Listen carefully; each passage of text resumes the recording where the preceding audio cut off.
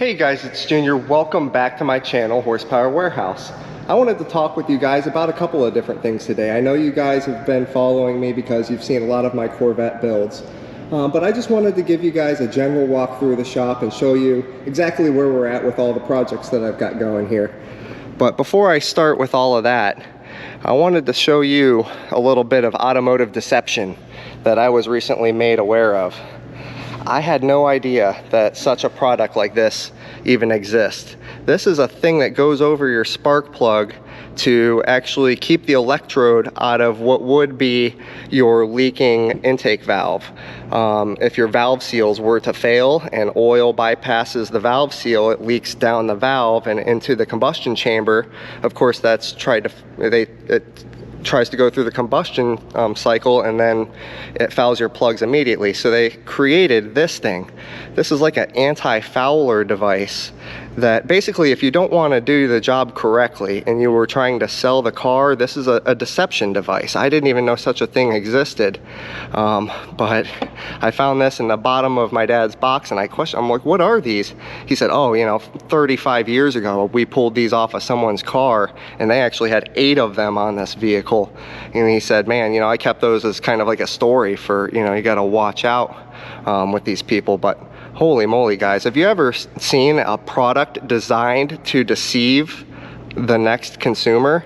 I mean, that is terrible. And I'm going to keep those because it's an excellent story, but man, what a terrible product. Nonetheless, let's go to my wonderful products that I try to create here. You can see we have a delivery. Check out this frame. And let me hit the light here. I mean, it came out really nice. Really nice. I'll tell you what, guys, I mean, if you're local to the South Florida area, it's worth the travel to go to Coating Applied Technologies, CAT, here in Sarasota, Bradenton area. They knock it out of the park for me every single time. And this is considered their double coat. Of course, they media blast everything down and decontaminate it, and then they bake it afterwards. And man, what a fantastic product that you end up with. And you can see the rest of everything is, you know, carefully packaged and foam in between, just to make sure nothing gets scratched. But this is the complete package of everything else for this car.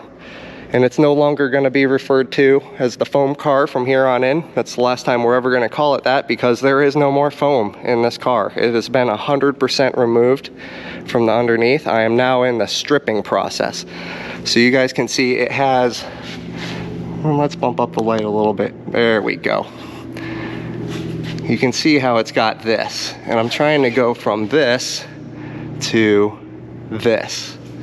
And you can see how I've started working my way through here and stripping it all down, but I still have a little bit of ways to go. You can see a spot that I've started scraping here. When I do scrape, I'm always making sure to use a plastic scraper, not a metal. You don't want to gouge the glass underneath. You're just trying to get all this crap off of the top of it in a non-abrasive procedure. You can't use sandpaper. You can't use a real aggressive pressure washer to try to blast it off, because you will damage the fiberglass. So you want to be as aggressive as is necessary, but as delicate as possible is the best way to phrase that, I guess.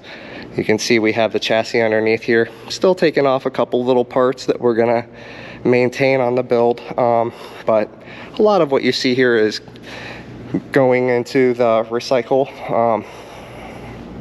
just because a lot of it's not going to be usable.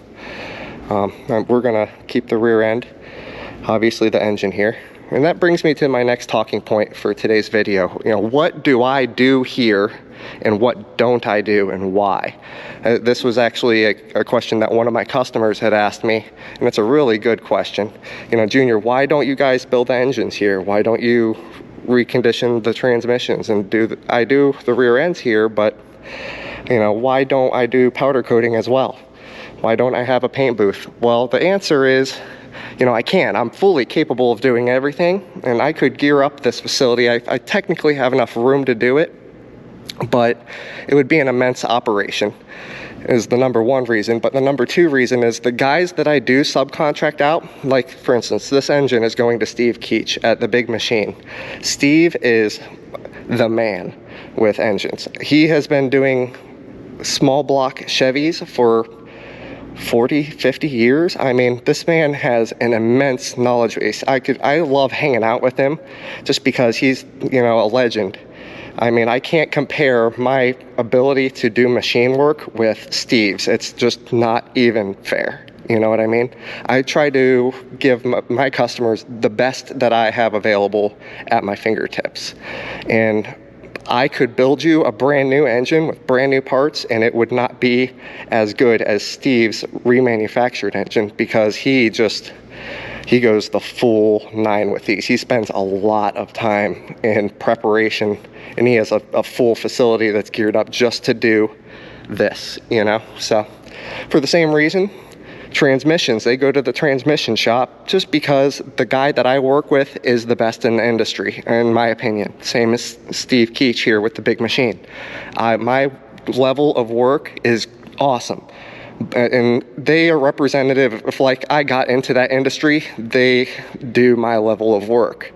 But it's so much more efficient for me to hand select the few people. I only work with one engine builder. I only work with one transmission guy.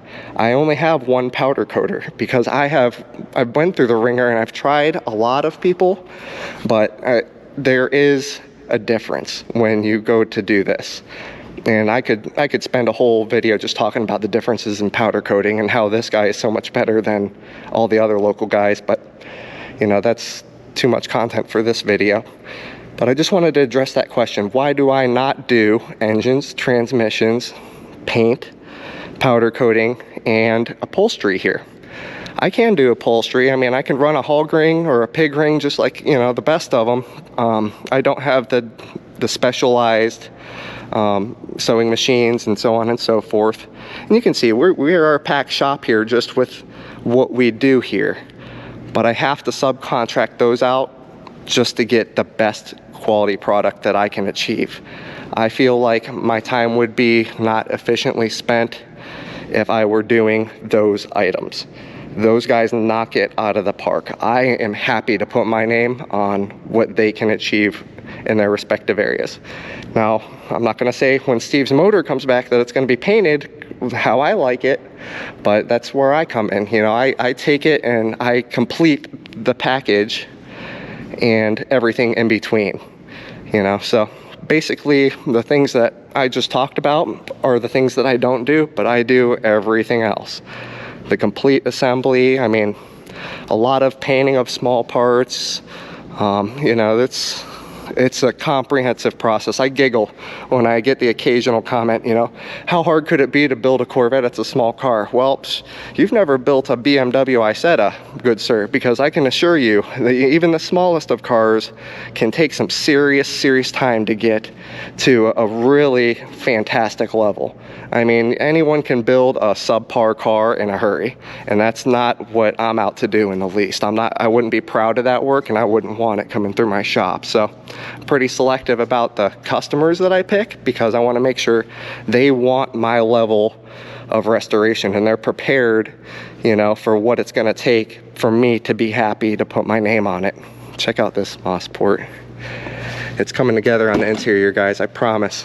I'm nitpicking at it. You can see we have the door panel on in the passenger side, all of the trim in the rear, new headliner, dash is coming together. Obviously we have visors and front windshield trim, radio, clock, all new bezels and knobs. It's gonna be really great. Let's be easy. I haven't fully adjusted the door yet because it's got brand new gaskets on it, so I like to let them seat for a minimum of a week and a half before I really adjust the door and get it to sit flush. I have a set procedure for kind of how I do almost everything here. I mean, I'm really trying to go above and beyond, and I always reference my NCRS or my Bloomington assembly manuals. I mean, they have a lot of nitpick information, but they have a lot of stuff that kind of makes you go, oh my gosh. Like, for instance, with the 62 over here, the Fuelie, this car has I'm not even going to talk about the item, but it says paint at painter's whim. I mean, what does that even mean, guys? At painter's whim? Like, so basically they're telling you, you know, do it however you want. And that's the NCRS correct way. I just, you know, okay. Sometimes it's vague, you know, so you got to really fill in the gaps here. And I have so many references. I've done so many cars in the past that I'm obviously have a really good idea of what I'm getting into before I start. But as I mentioned, I'm always referencing my manuals because the last thing I want to do is become complacent and comfortable and do stuff incorrect.